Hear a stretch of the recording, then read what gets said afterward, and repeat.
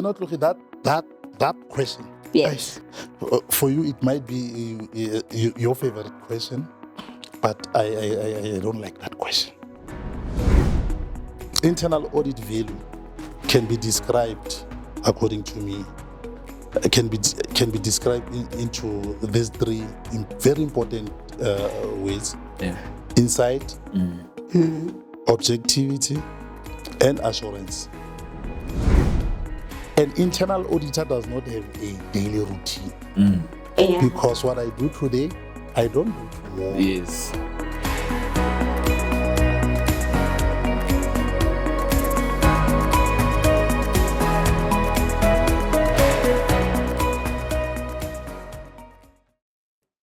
Welcome to INbrief, the podcast for the Institute of Internal Auditors, made for internal auditors. My name is Matlhogonolo Matlaisane. And with me, I have, let him introduce himself. Hi, everyone. My name is Lwandile Mkanyelwa. Welcome to our podcast again. Thank you. How are you? You are making it sound like we are here all the time, like again. Well, I meant another episode. Oh, yes. I get you. I am well, and you? I'm good, thank you. I'm enjoying the public sector forum. Me too. It's awesome. It's very awesome. Yeah, very insightful. Yes, learning a lot. Indeed. A lot to take home. Indeed. So I would encourage other auditors to join us in the next year. Yeah, particularly those that are in the public sector. Please be sure to join the next one. Even if you could join tomorrow, you are most welcome. There's still late registration that's going on. All kids are allowed. Yes. Great. And it's not only the two of us. It might look like it's the two of us, but no, it's not only the two of us. Here with me, it's Vusi Skibane. Am I pronouncing it correctly? Yes. I don't want you to be angry with me afterwards. No, you have just pronounced it correctly. Welcome, sir. Vusi Skibane, known as Vusi. Oh, known as Vusi. Oh, we will call you Vusi. Thank you. So Vusi is the current governor of the Institute of Internal Audit in the Central Region. Before he was elected to be a governor, he served in different roles in the IIA Central Region Committee, and he's been doing that since 2017. He started his career as an audit intern back in 2009 and occupied different positions, and now he's also an aspiring CIA. He's got a national diploma in internal audit, and he's currently doing an advanced diploma in accounting science with UNISA. He is based in Free State, but he's gracing us today in the public sector forum. I hope you're enjoying yourself. No, most definitely. The public sector forum has been great. Yes. Since the morning until now. So I've enjoyed the discussions. Very insightful. Very insightful. The industry expect addressing us, when we are discussing issues that are relating to us as internal auditors. Yes. It's very interesting. So yeah, I've been enjoying since the beginning. Thank you. Before we get to the crux of our interview, let's do an icebreaker. It's mine. Great. That's my favorite part of the podcast. I know. I'm sure it's everybody's favorite part because it's taking us out of our comfort zone. Okay. Especially internal auditors, we are known as very serious. Very serious, yeah. So now you have to get out of your comfort zone. Sure. First question, what song did you listen to in the morning when you were driving here? When I was driving here? Yes. No, you know what? I'm that type of old classic kind of person. So your Teddy Pendergrass type. Sing your, one. Your Luther Van Ross. Sing only one song. I'm not good. I'm not good. No. It's an icebreaker. You're supposed to be singing.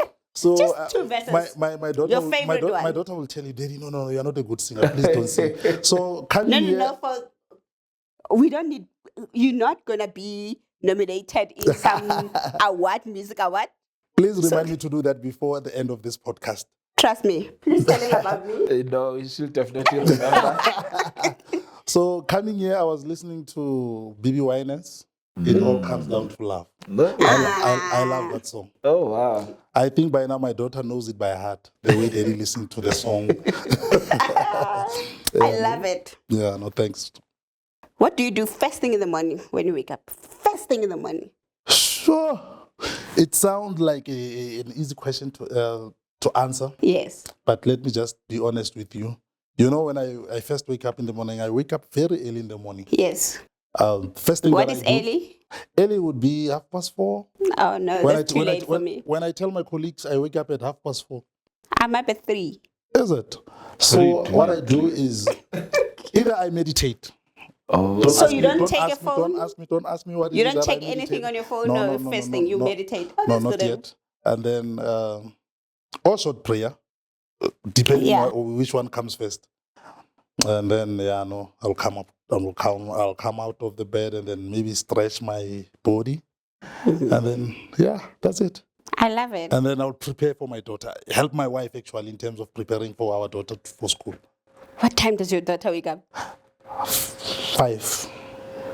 You know, when I wake up 4:30, 5:00, she must be up. But I thought there's no traffic in Bloemfontein. Yeah. No. People are buying cars. Every day.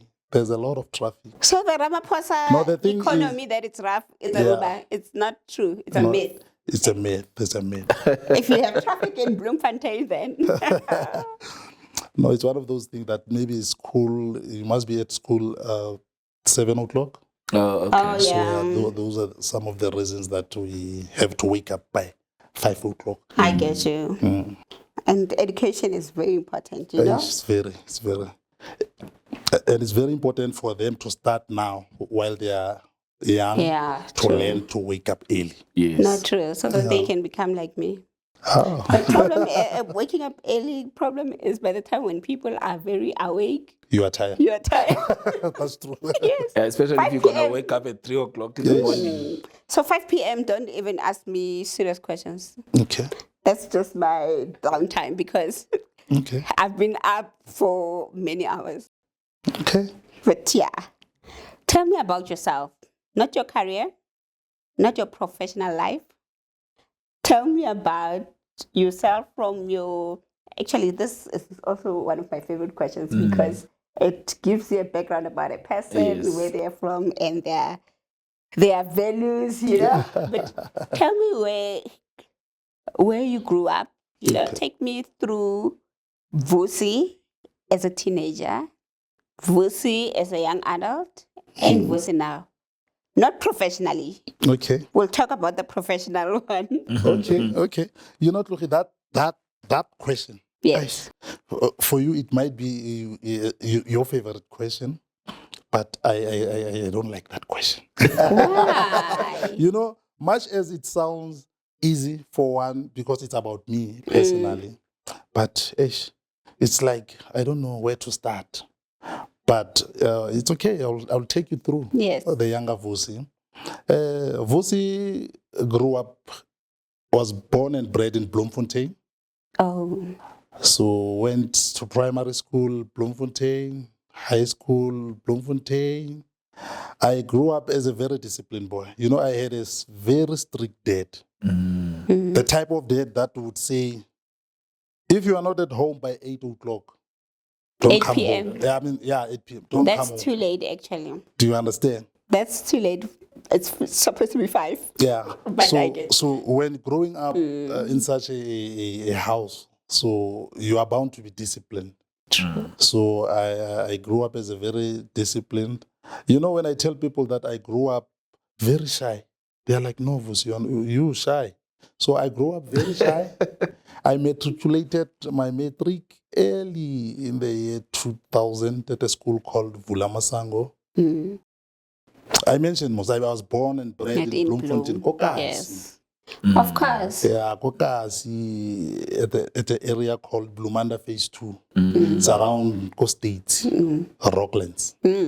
Yes, so after matriculating, one I had to go to varsity.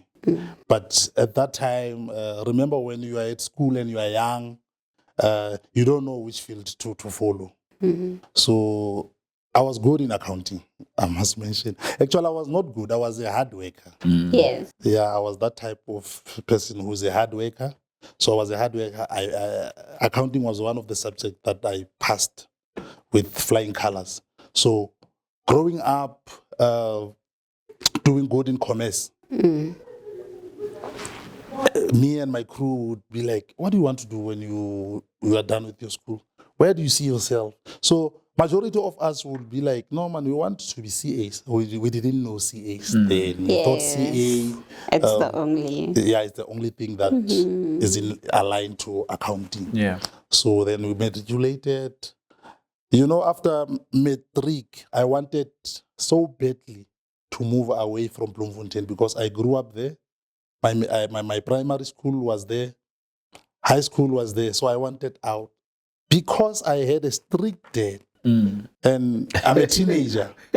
Where do you want to go? I want to go Joburg. I want to go Cape Town. No. There is no son of mine who will leave Bloemfontein. So, mind you, that time I did not even apply with local universities. Yeah. So I had to do now the late enrollment at the then Technicon Free State. It used to be called Technicon Free State. So I'm a CUT alumni. So got registered. I don't know what I'm going to do as a teenager. So now we're going around. What are you registering? I'm not sure, but anything with accounting. Actually, I want. Is there a course called CA? I want to be a chartered accountant. Then we were educated. No, man, there's internal auditing. So we were given a background of what is internal auditing. So I remember there's this best friend of mine, whom it was at the same time then. We said, no man, let's give it a try. Let's give it a try.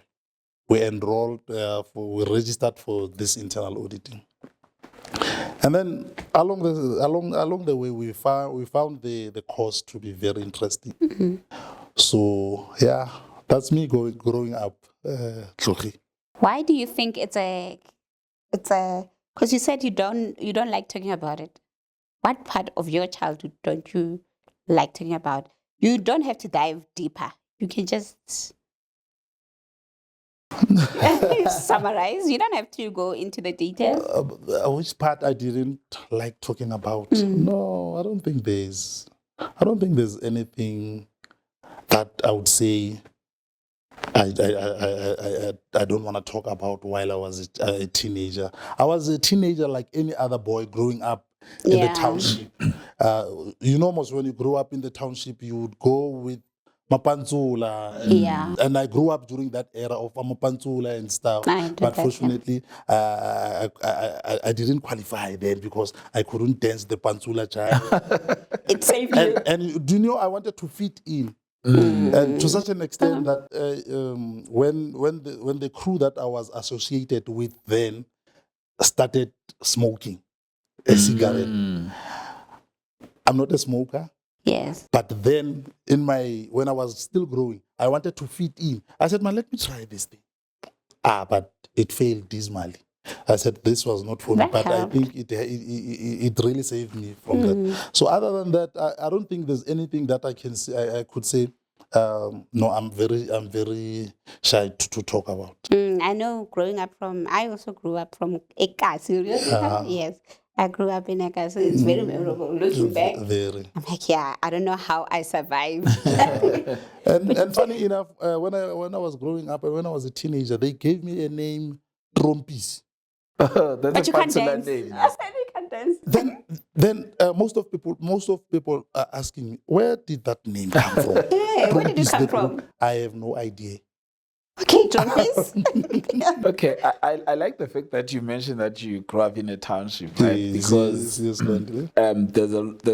a lot of viewers that can actually relate to that.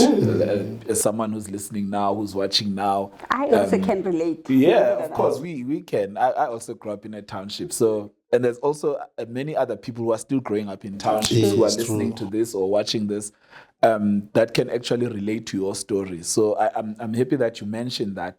And with that said, now let's get to your career journey, right? If you can just take us through that. Where did it all begin, and how did it progress to where you are now? No, thank you, Lwandile. The career-wise, most I'm a public sector internal auditor. Yes. That's why I'm attending the public sector conference. So Yes.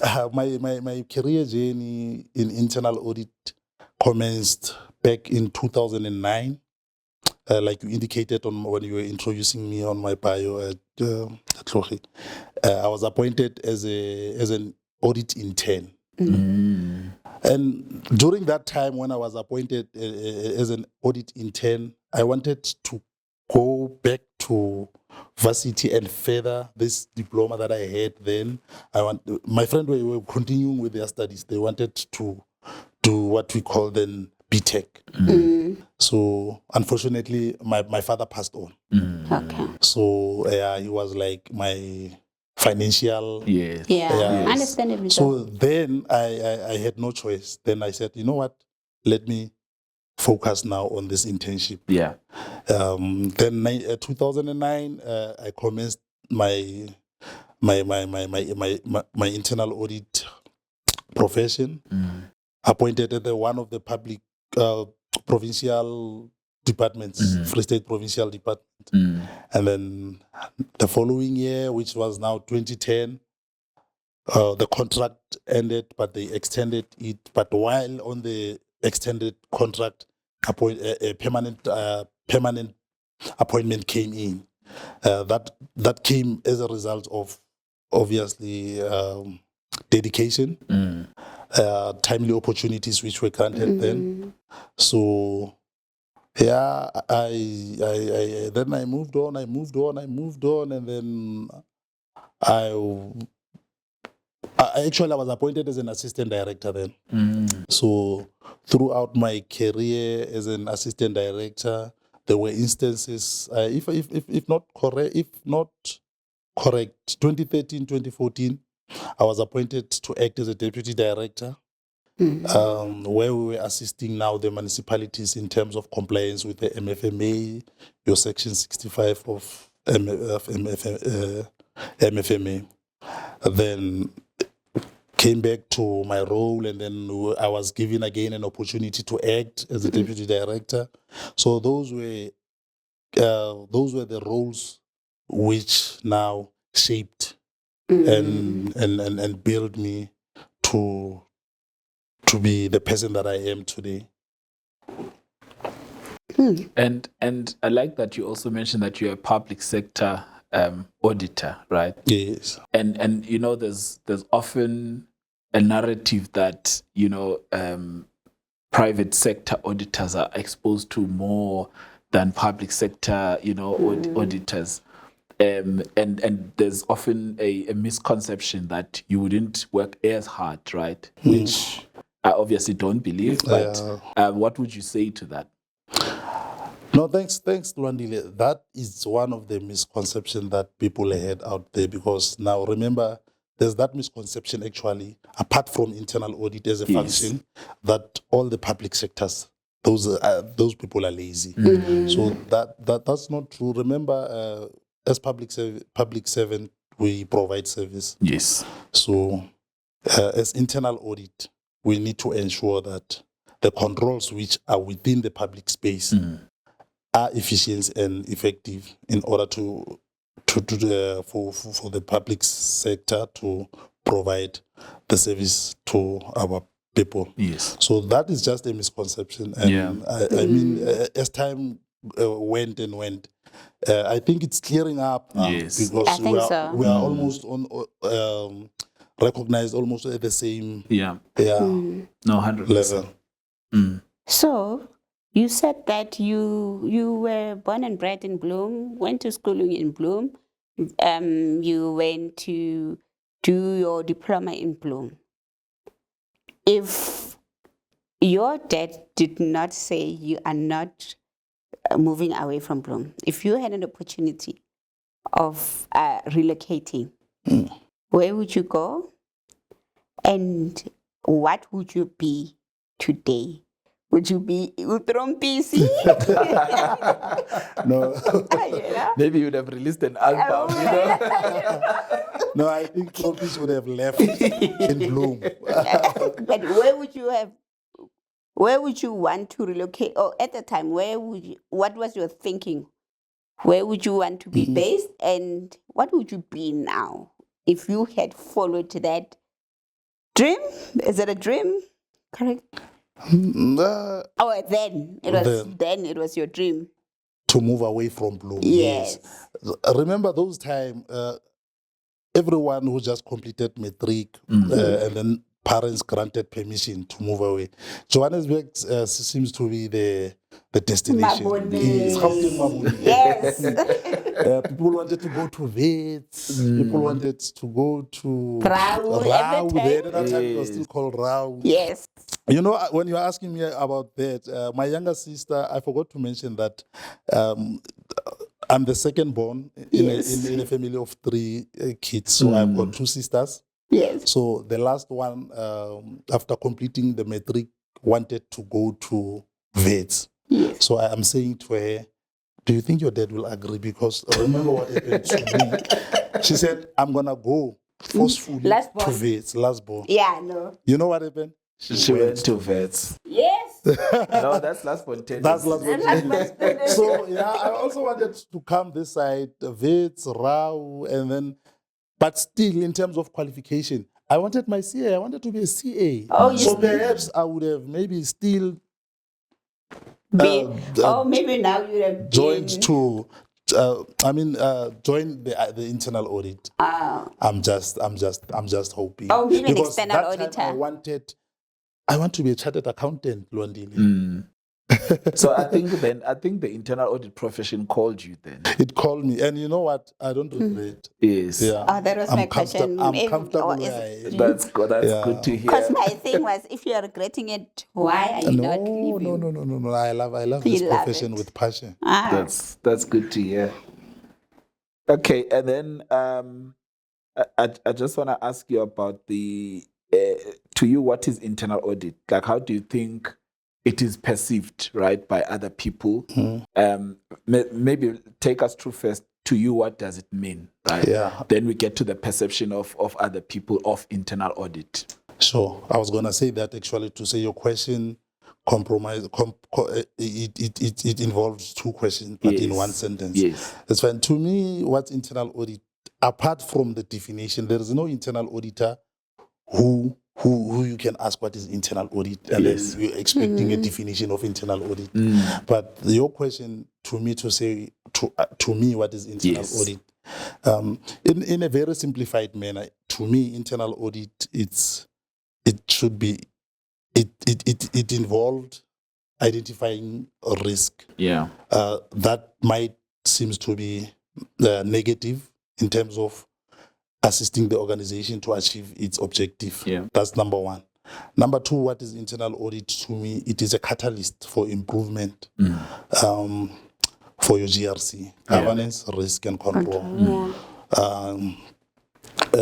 You need to explain these terms, you know. My mom and dad watch this podcast, so they would want to. Okay, they're teachers, so they wouldn't know about what GRC when I refer to GRC, catalyst for improving governance, risk management, control processes. Yes. So to me, internal audit, it's all about that. How so? By obviously ours is just to provide assurance in terms of the efficiency and the effectiveness of all those that I've just mentioned. So to me, in a very simplified manner, I would say that is internal audit to me, without going to the definition of internal audit. Yes.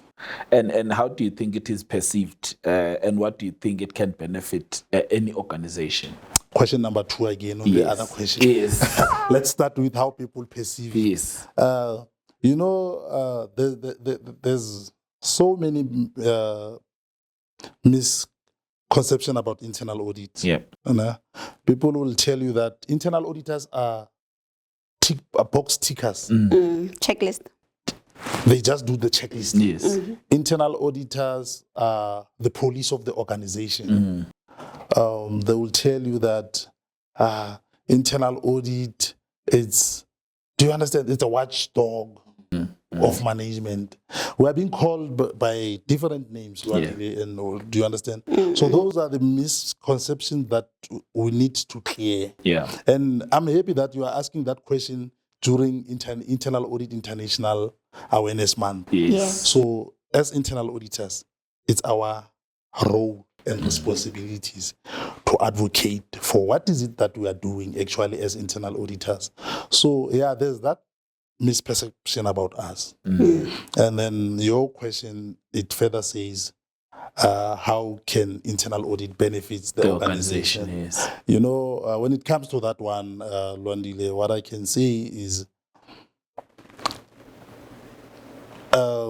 internal audit value can be described, according to me, can be described into these three very important ways: insight, objectivity, and assurance. Why I'm saying that, remember, as internal auditors, if those three are there, then the value of internal audit will be felt. Yeah. Because what is it that we do is we provide management and stakeholders with insight, yes, and objective assurance that the controls are working as intended. So yeah, I think those three for me, those are the value for internal audit. Number two, I would say again, Andile, the value of having us is we are very good at identifying operational inefficiencies. That we are very good. So if you have us, be guaranteed that you will get the benefit on that one. Number three, I think you need us as an organization because we have financial controls, which talks to your irregular expenditure, which talk to your fruitless and wasteful expenditure. So your internal audit function will identify if there's such happening in terms of irregular expenditure. So the organization will benefit from that level. Yeah, I think the list is long, eh?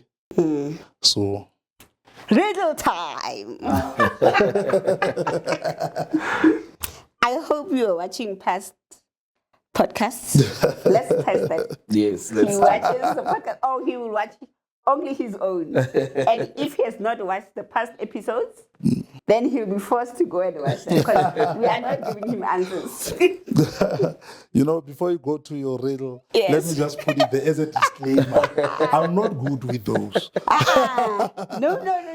Remember, a student is watching you, is aspiring to be like you. So now you are saying to them, you are not good at that. No, say, I will try. I will try my level best. No, don't ever say.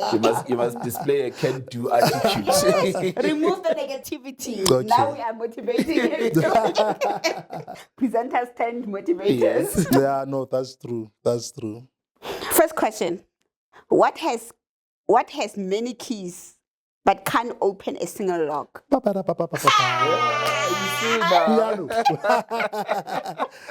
Keyboard. Repeat your words. Keyboard. I'm not good at that. Oh, you watched past.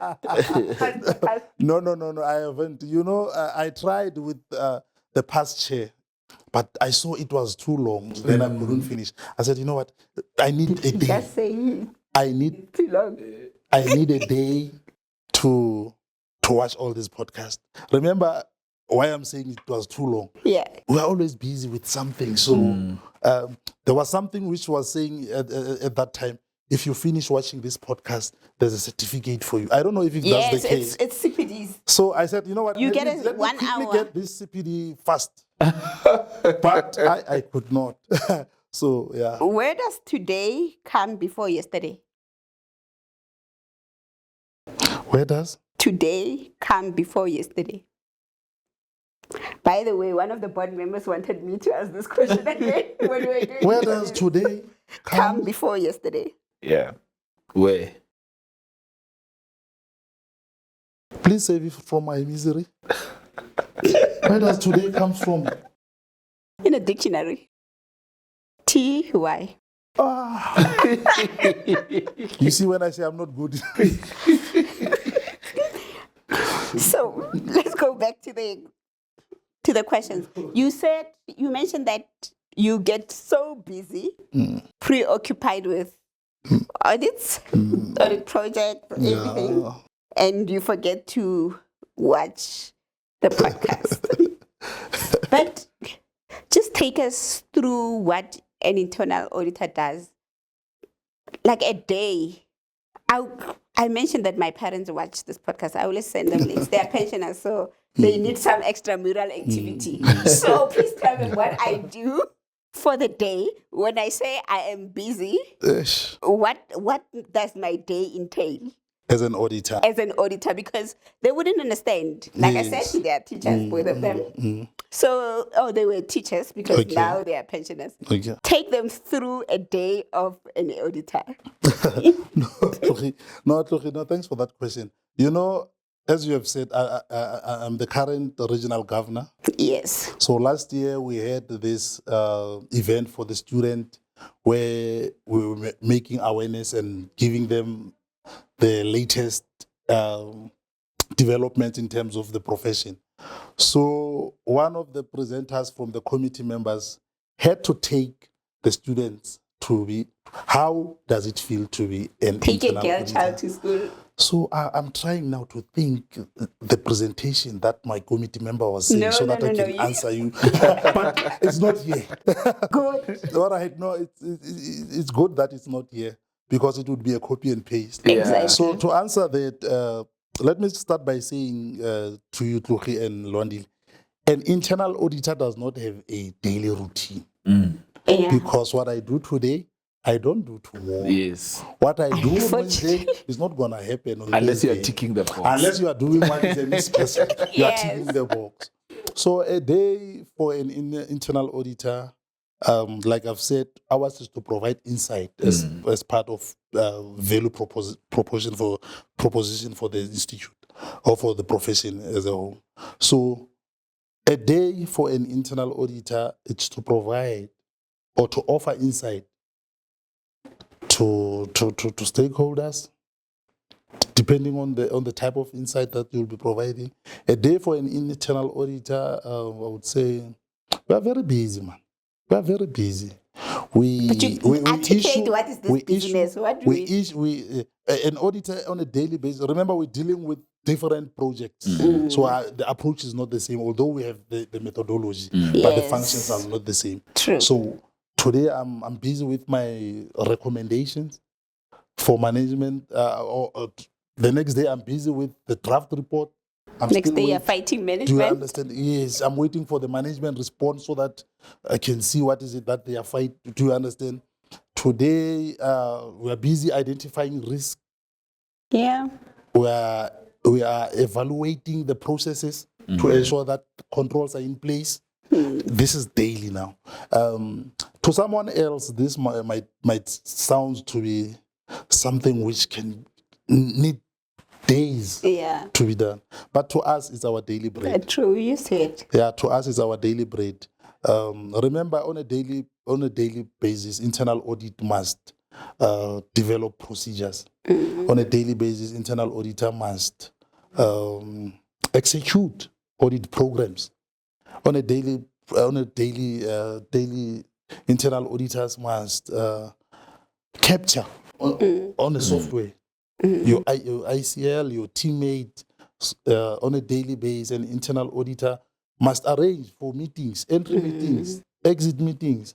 So yeah, that's a day. The beauty of it is that you're not confined to one function in the organization. Yes, And you get to meet a lot of people. Exactly. Yeah. So you move from one function to the other. So that's one of the benefits. Yes. We tend to understand the entire process now of the organization. And As You a know, internal auditor. auditors, it would be amazing. Even you walk in a building, you're greeting everyone because Yeah, everyone knows you. everybody knows you. So, Even the new ones, they will tell you. yeah, that's Who's the this? auditor. The auditor. Yeah, it's the audit. Yeah, the auditor. True.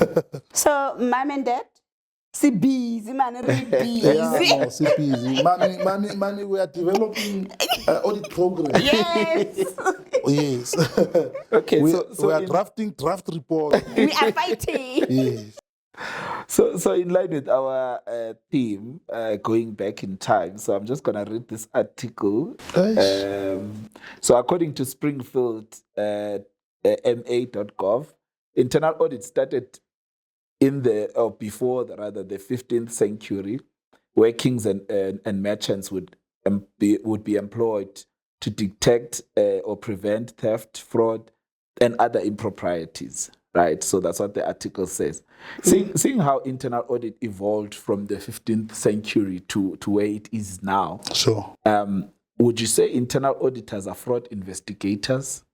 And if not, right, what is the difference between an internal auditor and a fraud investigator? Lwandile, you are taking me back now, before I was even born. But it's okay, because remember, we have standards that are our Bible. Standards. Yes. I always consider standards as our Bible. It is our Bible. Yeah, it is our We Bible. have to live it, breathe Yes. it. Yes. When you wake me up in the morning and say, What is principle does 14 what is?" does standard 1210 assurance 2 say? And then I have to tell you that standard says internal auditors are not fraud, or must not be fraud expertise. Yes. However, internal auditors must have sufficient knowledge Knowledge. to identify the Identify red flags Yes. when it comes to fraud. So I think I'm answering you now. No, you are. Yeah. In a very So- smart way. Please ask me what is it in the newspaper.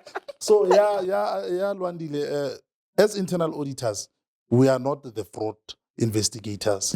However, we need to have that sufficient knowledge that the standard is referring detect. to, in terms of detecting where there are red flags that fraud is occurring, or where fraud has occurred. Okay. Whereas when it comes to the fraud investigators, now you are talking about the experts. Yes. These are the gurus of investigating fraud.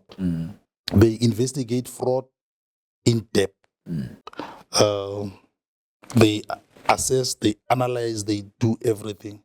So I think the difference between the two is that one.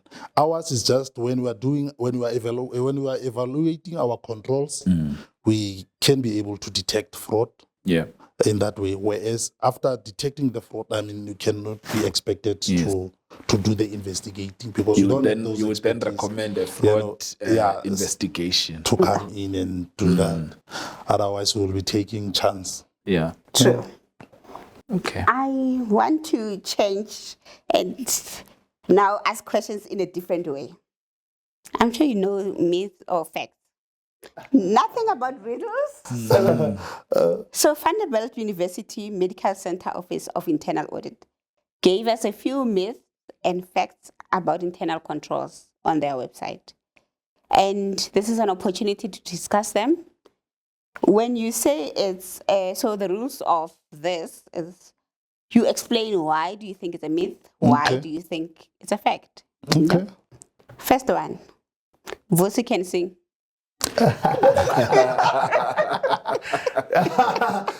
I thought we passed that one. Lwandile. Remember, I promised you that she doesn't I forget. believe I can fly. Yes. I believe I can touch the sky. Oh, you see, a I think classical man about it indeed. every day. You see, and immediately when I start, I say, I believe. My daughter would say, Daddy, you are embarrassing me. So I'm not a singer. At least you sang. You know? At least You I wanted, took out the trompies out of me. out. I wanted to clear that one so that we don't go back there. I did say to you, I'll never forget. So question number 2. Internal controls result from a strong set of policies and procedures. So meaning if a policy doesn't exist, we don't have to do it. So if there's nothing, if it doesn't exist, or if it's not written in that policy, you don't have to do it. Is it a myth or a fact? And explain why you're saying it's a myth or a fact. So it's like an exam question. You know how? Yeah, I was gonna say that. One thing that I missed when I was introducing myself again. Now I'm basing it to this question. Is when I was young, vibrant, and full of energy. Full I of didn't have life. time because I was a teenager. When I was appointed permanently now from being an intern, Yes. I was granted an opportunity to write CIA Part 1, Yes. CIA Part 2. But I didn't have time, man. You know, I wish now...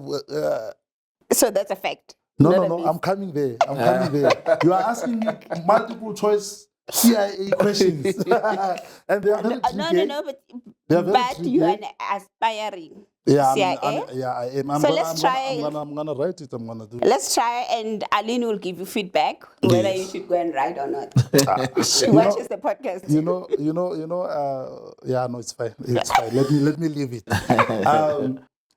Going back to your question, Yes. myth or fact? Yeah. Internal control. For me, what you have just said, it, I'm taking a chance now as an internal auditor. It's a myth, that one. Why I'm saying it's a myth, Chloe, I might be wrong, but for me, as an individual, it's a myth because a strong internal control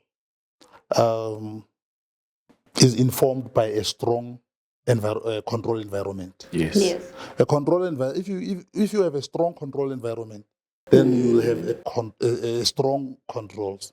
True. Sometimes that's where then your policies and procedures come in as a backup to a strong control environment. Yeah. So it's a myth because those alone cannot be.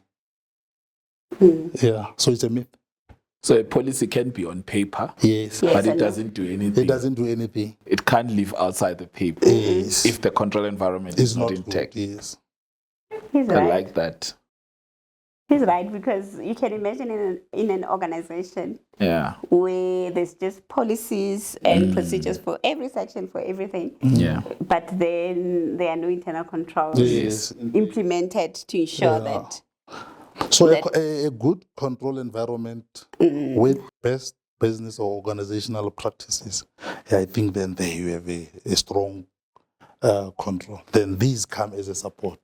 Yes, true. Okay. So you are in public sector. Oh, you've been in public sector Throughout. and you're enjoying it.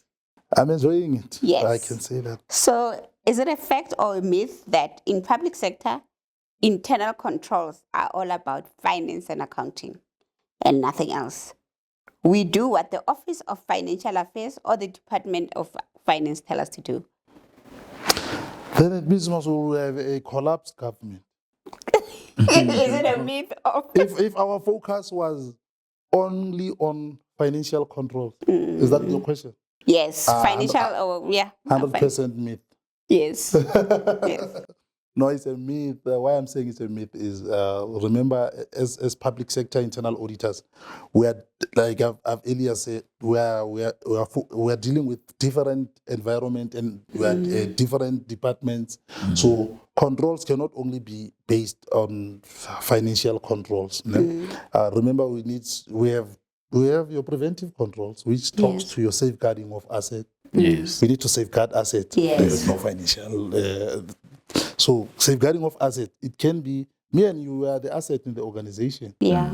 So it talks to, we've got physical security controls. Yeah.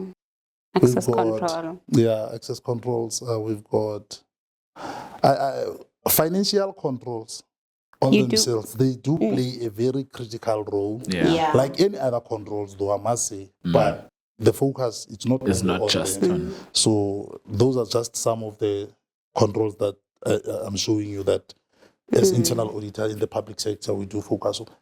Although they are not limited to safeguarding. Yes. And remember, after preventive control, we need to have detective. We need to detect whether our preventive are working. Yeah, So there are a lot of controls. No, I think also it addresses your question. Your answer addresses the myth that internal audit is all about accounting and finance. Yeah. And we do compliance audit. Yeah. Performance information review. lot. So it's a very vast Yeah. And I believe that internal audit is a good training ground for operations. It gives you an all-round It's an all-round experience. Yeah. So with that, I just wanted to follow up on that question. So because now you find some organizations are very commercial, right? Yes. And most of the time the focus is on the finances Yes. and making money. They don't care about anything else, or they care less about anything else other than financial. Your insurance. So they want to see basically how much is the internal audit function bringing to the business. How much money are you quantify the value exactly. That's the way they love that's it. the return on investment. We want to see what value are you bringing. So what would be how would you encourage a holistic look at controls, not just financial controls? No, that's it, Lwandile. As internal auditors, you need to have an open mind approach when it comes to the controls. So because my fear is you would focus mainly on these financial controls, whereas something else now is something big is happening on the pipeline that you are not focusing on as an internal audit, because now the main focus is on financial controls. So I would discourage that approach, whether by management, stakeholder, or the in-house internal audit. If maybe that might be a move in terms of direction, to focus holistically in all the controls that are being faced by the organization, because you will focus here, then something will come this side, which actually affects your reputation. Then, reputational risk And is then at you're stake. losing money now. And then the entire organization collapses. Yes. He made an example of a human being. Yes. Imagine if a human being is sick for 10 days. When you quantify it, how much the company has lost because they are sick, it's the whole annual sick leave. Yes. But those are not the things that... But you can't look at it through with that eye of finance. You can't look at it with that eye of finance, but at least as an internal auditor, you can actually recommend your wellness programs and something like that. That will actually benefit. No, 100%. And then eventually you'll see it in the bottom line. It takes a while, but... You see, it goes back to your question, the value proposition of internal audit. Yeah. You are answering it as well in that manner. I'm answering it. No, I'm already answering. Hence I was saying the value of internal audit, although it can be subjective, but it's there. And I think that then to that, we have a responsibility as internal auditors to not only, to show that value and eventually get to the return on investment. Of course, business people want to see what's the value, what's the return, what's the quantity. We need to show, like Kroki is saying, if you have a wellness program, for instance, you actually save on how many days of leave that people take or the amount of time that people take. And then how does that build to the return? So I think we probably have to, show that as well. It's all about quantifying. And not all the time such situations can be quantified. It's a long-term 100% process. Okay, so let's read another myth. I think... I like this one. So internal controls provide reasonable but not absolute assurance that organizations' objectives will be achieved. Myth or a fact? Lwandile, when you... so my friends are telling me that through the continuous learning, when we're attending these trainings provided by the academy, these presenters will tell you, read the question. Don't be in a hurry to answer the question. Read it, understand it. Ladies and gentlemen, that's one tip for CIA. When you're preparing for the CIA, that's a tip. So you say, repeat it again. I say internal controls provide reasonable but not absolute assurance that the organization's objectives will be achieved. I highlight two there. reasonable assurance. That's what we do. Yes. It's a fact. Yes. It's a given fact. Yeah. It's a given fact because Lwandile, we cannot provide you with absolute assurance to say, you know what, Lwandile, this thing will be 100%. Yes. So we cannot provide management with absolute assurance that this organization or this provincial department or this national department will get 100%. So what we can do is we are trying by all means to ensure that the controls in place are effective and efficient. So we can only provide reasonable assurance, but not absolute. Yeah. I thought he was going to mention the standard. Do you want me to go there? Let me go there. He knows it's like the Bible, right? So he's gonna quote. You can. It's okay.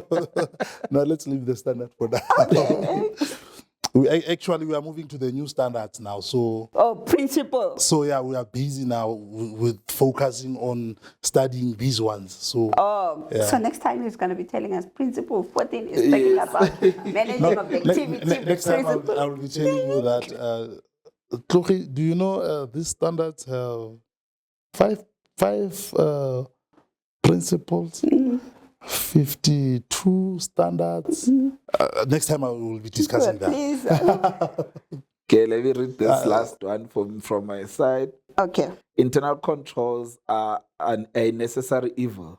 They take time away from our core activities and responsibilities. You see, if you can take a second year or third year students to answer that, yes, it won't be even a waste of time. It's a myth. And internal controls cannot be an evil at all. So we are saying an internal controls must be in place to ensure that organizational objectives are achieved. So they can never be a waste of time. No, true. And also they don't take away from your normal activities, right? Because they need to be embedded to your process. Yes, true. As an internal auditor, we are working with controls every day. So they will never be a waste of time for me as an internal auditor. Also, I think it's important also for management to realize that internal controls are not a waste of time for them too. Because to them, they're thinking, it's just taking a lot of time doing this and this instead of actually, internal controls can be a cost-saving mechanism. Yes. But yeah, I was on management, still on the topic of management. Okay. And I think in the public sector they call them departmental heads. No, they are called HODs. HODs. They are accounting officers. Okay. Yeah, so management and HODs are the owners of internal control. That's a tricky one because the way it's been asked, management and your accounting officers, your HODs, are the owners of internal control. You know, let me say, it's a fact. Management, it's their responsibility to ensure that controls are there. It's their responsibility to ensure that controls. It's our responsibilities as internal auditors to ensure management that the controls which are in place are efficient and effective. Yes. So it's their responsibility to ensure that controls are there. Yes. And so it's a fact. It's a fact. Okay. And I think also, what do they call them? First line of defense. Yes. So they are the owners of... management. Management is the... No. Internal auditors can never, ever be... First line. No, yes, I thought you were saying that. No, management. It's in relation to the question. No, management is the first line. So yes, so they have to be the owners of internal control. Yeah. They have to account should anything go wrong and not...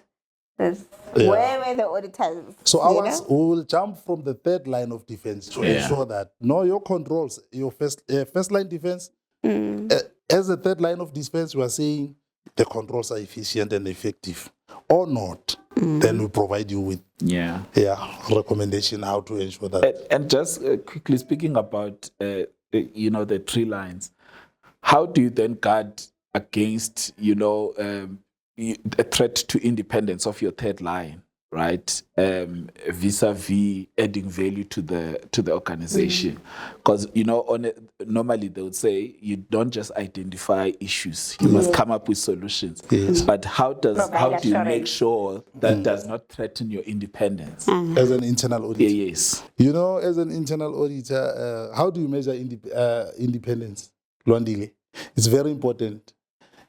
And the answer is there. How do you measure independence?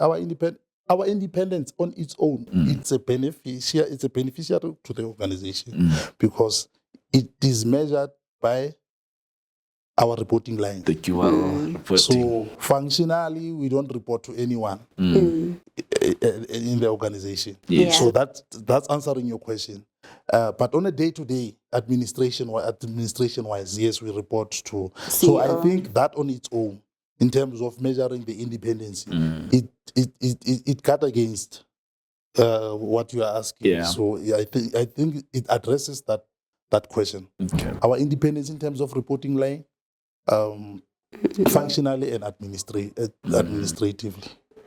Does it just, it's not a myth, but it's just a follow-up question. Yeah. Does it happen in the, maybe educators in the public sector, there's always this myths and facts. Does it also happen in, on paper it shows that auditors is the third line of defense. Yes. They provide assurance, but to the board. But does it also happen that independence is very clear? You report to the audit committee, administratively to the CEO or whatever line is available. Remember, at government level, it can be local government, it can be provincial level, it can be national level. Functionally, we don't have a board. We report to the audit committee. Okay. And that's it. Also, that line is very clear. It's very clear. Okay. Otherwise, we are not conforming to the independent standard. To the legislation. Administratively, yes. Provincially, we are reporting to the accounting officer, which is the HOD. It has to be like that. So that's the case even at national level. I think national level they do have the audit committee. That's where they report functional. Okay. Yeah. I can hear we are here to kill all these myths. Yes, it's May month. It's May month. We are Mythbusters. Yeah. No, it's May month. It's part of May month. So we need to clear all this misconception about us. Yeah, no. I think that can be the last question before we close off. Internal controls make the right thing happen the first time. That one does not need a third year student or second year student. First year. It needs a first year student. The first year student will tell you it's a fact. Yes. Yes. Internal controls. I mean, we have addressed it, Tloki. Think about it. We've talked about the importance of controls. So what is it that we are doing? We are testing the effectiveness and the efficiency of controls, governance, risk. Yes. So it's a fact. It's a fact. It's a fact that is self-explanatory. Very, very self-explanatory. So in closing, maybe let's talk about Internal Audit Awareness Month. What would you want to say to anyone listening at the moment as your parting words? Before he dances for us. As May month, what I can say is what any internal auditor would be saying to the stakeholders and the community at large. We, as internal auditors, we need to take this opportunity to advocate for our profession, the profession that we love, educate the stakeholders because they are confused. The term internal audit, they do understand it, but what they don't get, it's what is it that internal audit do. So we need to take this opportunity to educate them as much as we can to say what is it that as internal auditors do and try to clear all these misconceptions that they do have. And Lwandile, for me, I think 1 month, May month alone is not sufficient, is not enough. Yeah. This is something that we need or we have to do continuously. At our organization, we need to have workshops Even we can call them internal control workshops where we talk about internal audit. I would say during this month, at our organization, at our organizational level, let's have posters of all our internal audit team, have them there, write something, know your internal audit team, so that we avoid instances where we are called, is the auditor. Nice. So I think during this month, this is the time where we need to do such. We need to have roadshow.